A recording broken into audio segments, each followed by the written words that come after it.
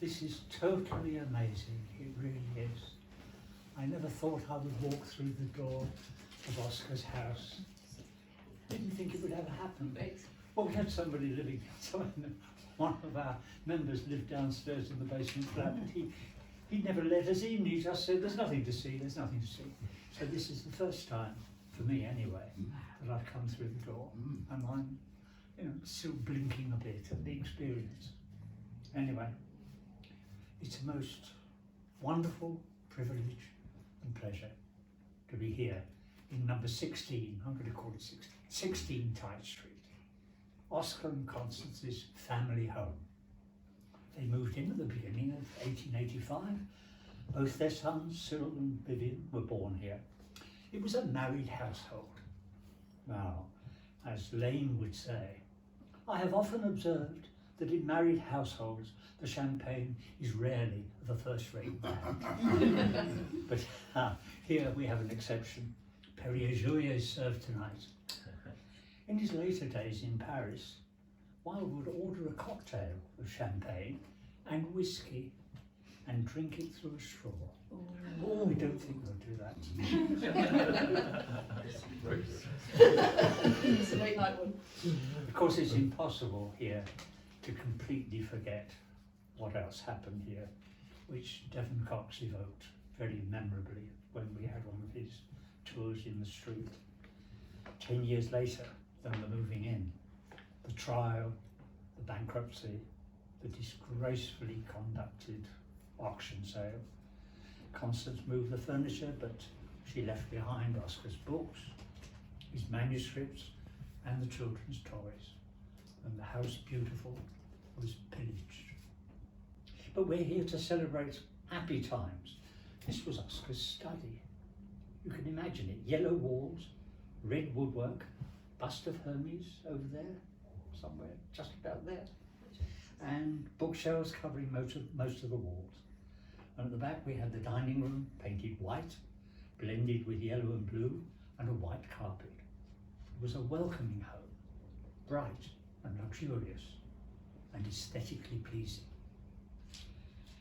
In the year after they moved in, the Wildes had a party, crowded with actors, writers and celebrities.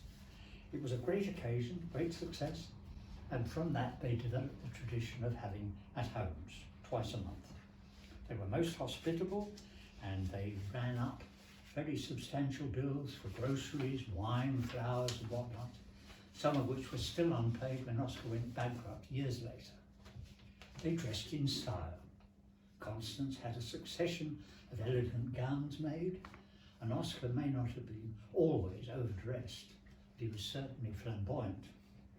Once it was reported Mr. and Mrs. Wilde were wearing matching costumes of Lincoln green. We know from Constance's autograph book that the guests included many of the celebrities of the day: Jimmy Whistler, Robert Browning, William Morris, Owen Terry, Mark Twain, many, many others. At home, Oscar, rather than being the image of himself as a public wit, was at home, wonderful company, infectiously humorous, and he'd entertain her friends with anecdotes and tales. So, this is like being at one of the at-homes. He might recite one of his poems. Here, close to the Thames, with the winter fog, Impressions du Matin would be very appropriate. Impressions du Matin. The Thames nocturne of blue and gold changed to a harmony in grey. A barge with ochre-coloured hay dropped from the wharf, and chill and cold, the yellow fog came creeping down the bridges, till the houses' walls seemed changed to shadows, and St. Paul's loomed like a bubble over the town. Then suddenly rose the clang of waking life. The streets were stirred with country wagons, and a bird flew to the glistening roofs and sang. But one pale woman, all alone, the daylight kissing her wan hair, loitered beneath the gas lamp's flare, with lips of flame and heart of stone. Oscar was fascinated by the Bible. He quotes stories from it and make up some thoroughly unchristian parables in the manner of the lives of the saints, which was very popular reading at that time. It was a sort of fifth gospel, he said. So, at a dinner party, when the meal ended, the coffee arrived, Oscar would announce, "I have a new story for you. I have invented a Christian heresy."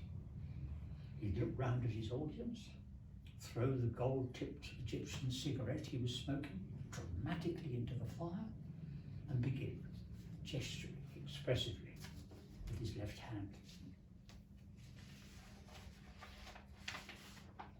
Lazarus was dead and lay in his tomb, and Martha, on the road to Bethany, meeting Jesus, said to him, weeping, "Rabbi, if you had been there, my brother would not have died." And the Jews who came with her said, "Could he not have saved him from dying?" Jesus came to the place where the dead man was laying. It was a cave, with the entrance closed with a stone. And Jesus said, "Remove the stone." Martha said, "Rabbi, there will be a bad smell. He's been dead for 4 days." Jesus replied, "Have I not promised you that if you have faith, you will see the glory of God?" They took away the stone. Jesus knelt to pray, and when he had prayed, he cried out with a loud voice, "Lazarus, come forth." And he that was dead came forth. And at length, when they had loosed him from the burial cloths which had lately bound him, Lazarus did not fall down at the feet of the one who had awoken him, but remained in silence and apart. And Jesus grew nigh to where he was standing, and spoke to him in a whisper, and said, "You who have been dead for 4 days, and are now come to us again, tell me, what is there beyond the shadows of the grave?" Lazarus looked at Jesus reproachfully and said, "Nay, but why have you spoken falsely to me? And why do you persist in telling these lies about the wonder of heaven and the glory of the eternal God? For know this, Rabbi, there is nothing after death, and he who is dead indeed." When he heard this, Jesus raised a finger to his lips, and with an imploring look he said, "I know, but don't tell anyone." Another of Oscar's own versions of biblical stories is his Book of the Saints. And he added to the story of Salome, which he regarded as incomplete. He would narrate the decapitation of St. Salome. When Herod saw the Princess Salome kissing the mouth of the Baptist's severed head, he was wroth, and he wanted to command his guards to rush forward and crush her beneath their golden shields. But on hearing the supplication of his wife Herodias, he contented himself with banishing the princess from his palace. And so, Princess Salome set her face to the sun and journeyed through the desert. And there she lived on for many years, accursed and alone. Then, after a time, when Jesus passed through the desert where she dwelt, she recognized the one whom the dead voice had prophesied, and seeing him, she believed. But thinking herself to be unworthy of his company, she would not follow him. Instead, she set her face to the sun once more and journeyed on through the desert in order to spread his word.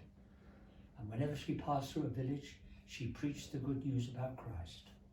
And whenever she entered into a new city, she spoke to the crowds of his boundless love. On and on she journeyed across the rivers and the seas, and after she had passed through the deserts of fire, she came to the deserts of snow.